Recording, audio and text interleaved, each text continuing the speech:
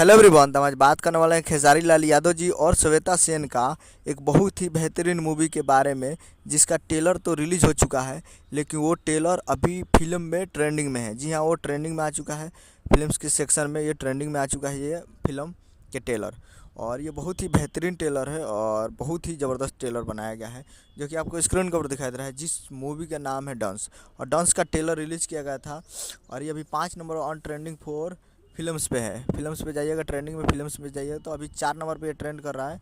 और बहुत ही बेहतरीन मूवी का ये ट्रेलर है और 1 मिलियन व्यूज प्राप्त कर लिया है ग्लोबल म्यूजिक जंक्शन पे।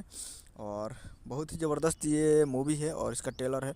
बहुत ही धाकड़ मूवी बनाई गई है। जब भी आएगा थिएटर में, सिनेमाघर में, तो एक गर्दा मचा देगा। तो आप लोग तैयार रहिएगा और बहुत ही जल्द आप लोग को आपके नज़दीकी सिनेमाघर में ये देखने को मिलेगा। अभी तक आप ट्रेलर नहीं देखे हैं तो आप लोग जाकर देख सकते हैं global music junction Bhojpuri YouTube channel पे।